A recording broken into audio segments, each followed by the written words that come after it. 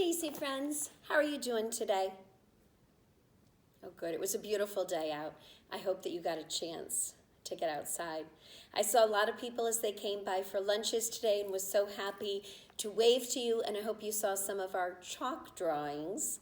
And check our website out and our Facebook page for more. So do you know where I am now? Does this place look familiar? It's our good old pit.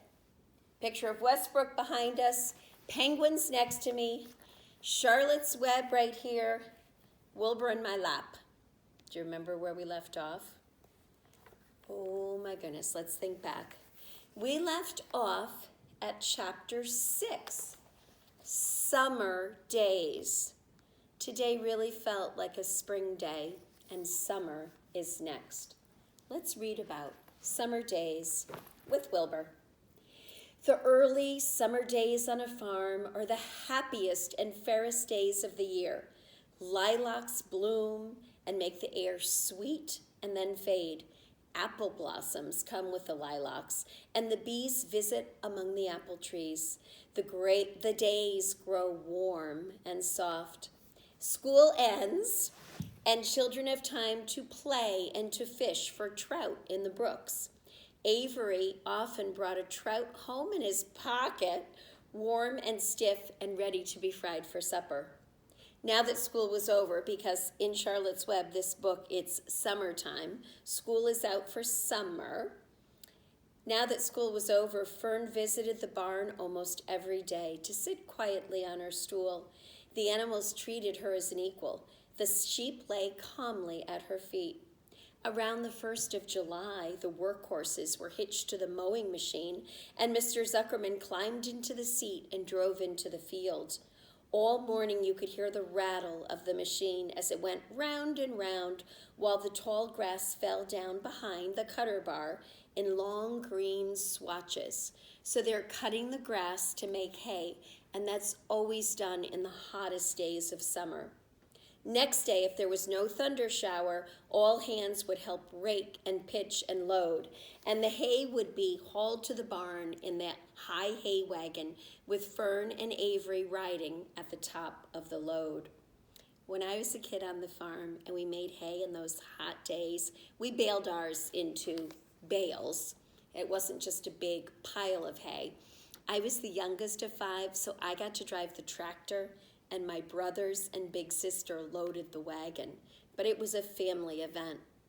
Then the hay would be hoisted up into the big loft until the warm barn smelled like a wonderful bed of timothy and clover.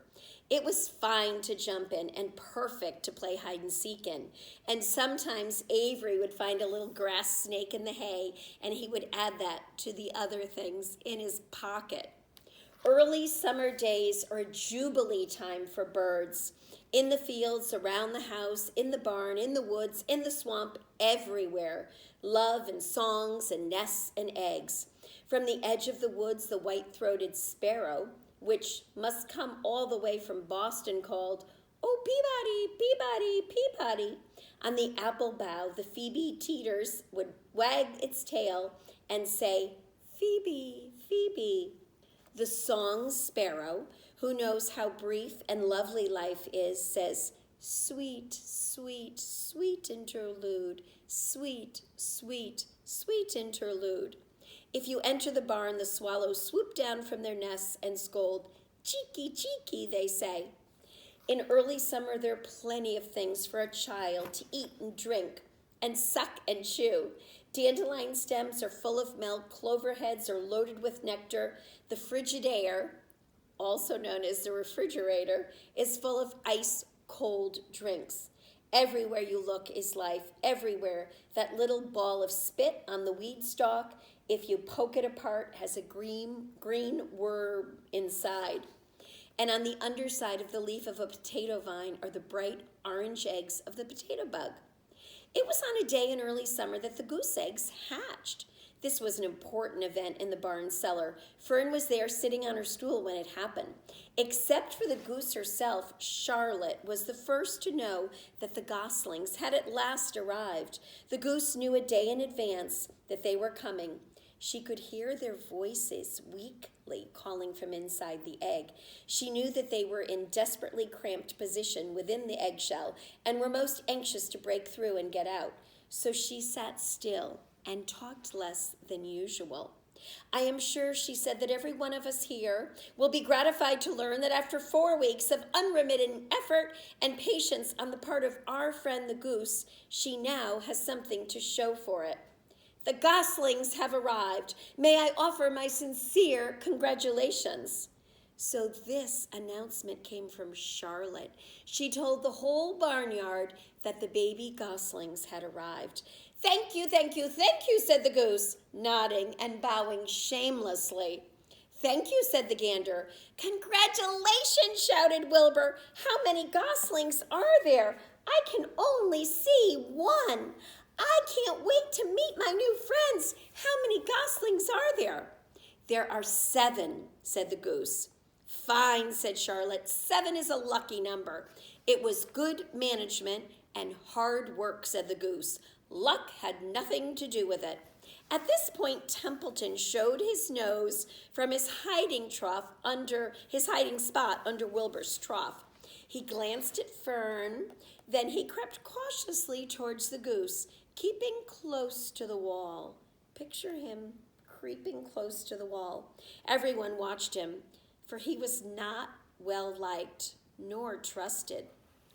Look, he began in a sharp voice. You say you have 7 goslings. There were 8 eggs. What happened to the other egg? Why didn't it hatch?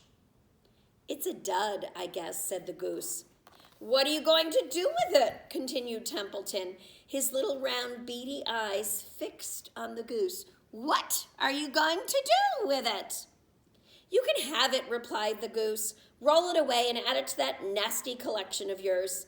Templeton had a habit of picking up unusual objects around the farm and storing them in his home.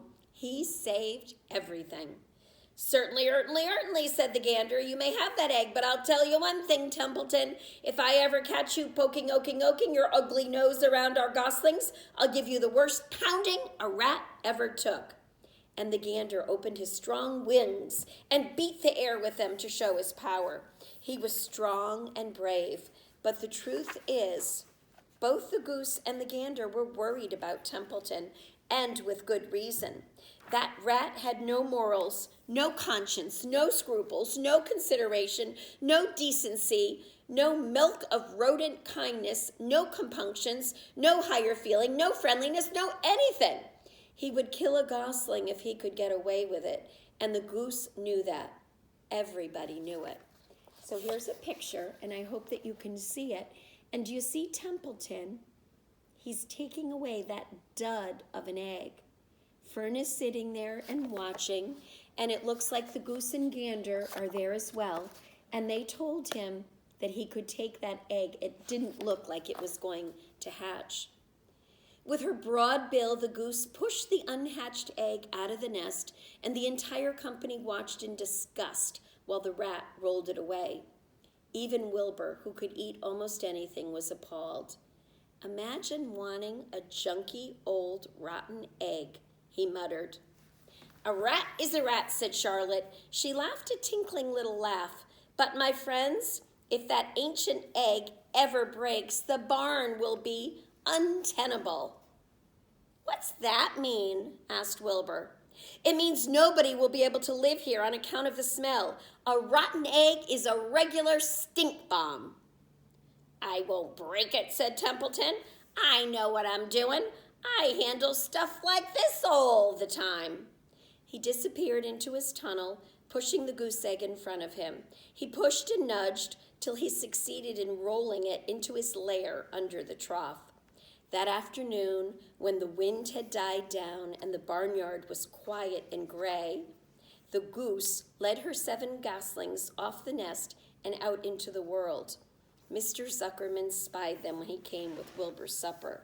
Hello there, he said, smiling all over. Let's see. 1, 2, 3, 4, 5, 6, 7. 7 baby geese. Now, isn't that lovely? And that is the end of summer days. So let's think about that. How many geese were there? How many baby geese hatched? How many? Right, 7. Help me count. 1, 2, 3, 4, 5, 6, 7. 7 baby geese have hatched. I wonder what's going to happen with that rotten egg, with that dud of an egg, because Charlotte says an egg like that is a regular stink bomb. We're going to stop right here, and the next time we get together, we're going to hear chapter 7. And chapter 7 is called Bad News. I wonder what kind of bad news it could be. I don't know. But I do notice Wilbur has a tear in his eye. So let's see what happens in chapter 7. So I'm going to put bookmark here. We know where we're going to start next time. Chapter 7. And I'm hoping that you had a great day. I'll be reading again tomorrow, probably from another spot at Daisy. And I'm wishing you all well. I have so enjoyed seeing so many of you in morning meetings. I've also seen your work on Google Docs that you've been doing with your teachers. I pop into our online get-togethers on Google Meetings whenever I can, and I'm always thinking of you. So I'm asking you, be the best you can be. Do your best work. Be kind to your family, and hope to see you soon. All for now. Take care, and I'll see you next time. Mwah.